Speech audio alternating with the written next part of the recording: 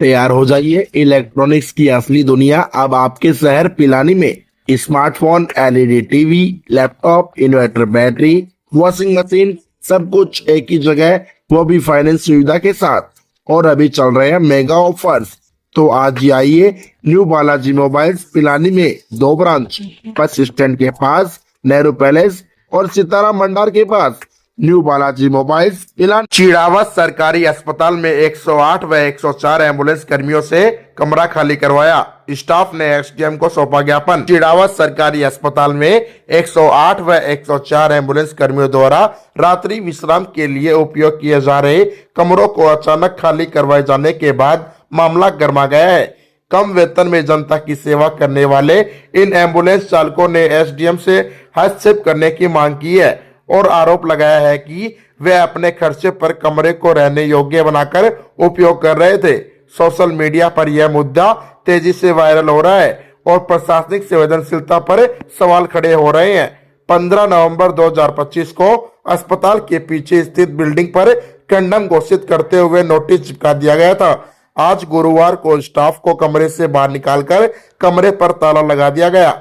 यह वह बिल्डिंग है जिसमें 104 व 108 एम्बुलेंस चालक और स्टाफ रात्रि विश्राम करते थे। स्टाफ ने बताया कि जब उन्हें कमरे दिए गए थे तब उनमें न बिजली की सुविधा थी, न पानी की और न ही किसी प्रकार की मरम्मत की गई थी।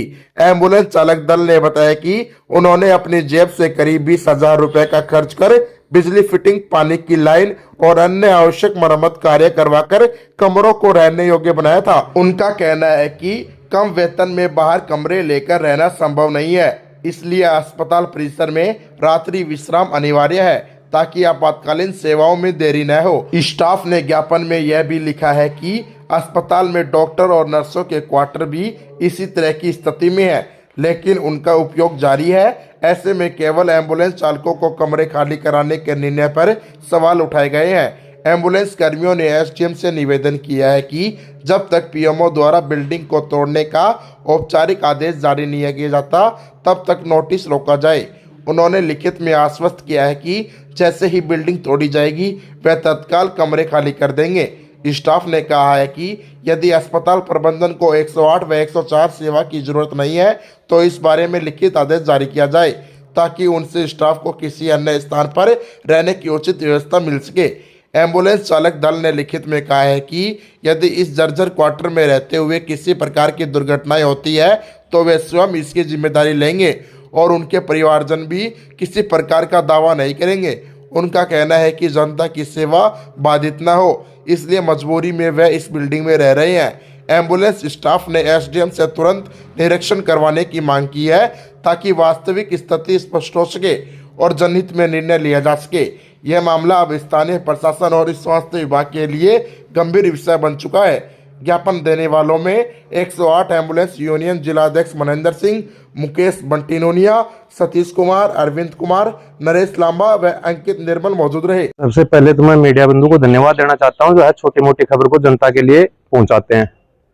मैं बता दूं, हमें 108 और 104 के कर्मचारी हैं जो दिन रात मिलकर सेवा करते हैं जनता की।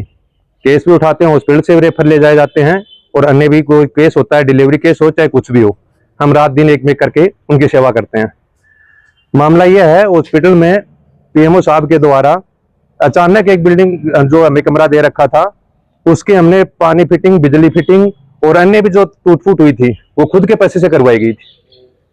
उसके बावजूद कल अचानक और इनके पास कोई ताला देके भेजते हैं स्टाफ को और आज ताला लगा दिया जाता है और ना तो स्टाफ को कपड़े बाहर निकालने दिए जाते, ना अन्य कोई बात, ना तो स्टाफ की सुनवाई की गई।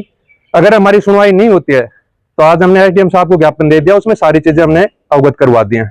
अगर कल से ऐसा काम हमारी समाधान कोई नहीं होता है, न ताला नहीं खुलता है, कमरा नहीं दिया जाता है, तो हम सारी एम्बुलेंसों को एक जगह बुलाकर और हम कार्य बहिष्कार करेंगे, जिसकी सारी जिम्मेदारी हॉस्पिटल प्रशासन की होगी।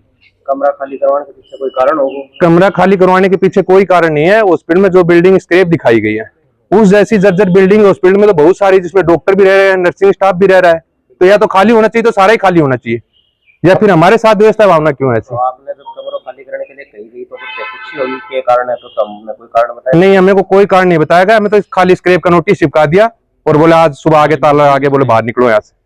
हमारी देखो कुछ भी मांग नहीं है, हम अल्प वेतन भोगी हैं, 8-10 हजार रुपए में मिलते हैं। इतने से रुपए में हम बाहर कमरा लेके तो रह नहीं सकते। अगर इनको कमरा नहीं देना है तो पीएमओ साहब लिखित में दे दे कि हमें सेवाएं नहीं चाहिए, तो या तो अन्य जगह कोई व्यवस्था होगी, या अगर सेवाएं चाहते हैं तो वैकल्पिक हमारी कोई व्यवस्था कर दे। इतनी बड़ी बिल्डिंग बनी है, एक कमरा मांग रहे हैं, कोई ज्यादा तो मांग नहीं रहे हैं।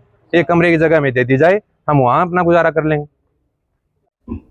ये जो हॉस्पिटल में जो ये मनमानी हो रही है डॉक्टरों की स्टाफ के प्रति, मैं कह रहा हूं कि ये बहुत बड़ी धांधली है। ये इनको गुमराह करते हैं। कर्मचारी बेचारे 8-10 हजार रुपये लेने वाले हैं जो समय पर जाके मरीज को लाते हैं यहाँ, और उनको रहने की जगह थी उसको वो खाली करवा रहे हैं, खाली नहीं कर रहे हैं, क्या उनके ऊपर जबरदस्ती थोप रहे हैं कोई बात को।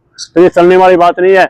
इस मामले में अभी पिछले दिन भी विवाद का विषय बना रखा है डॉक्टरों ने, जबकि होना ये चाहिए कि मुकदमा तो उन पे होना चाहिए।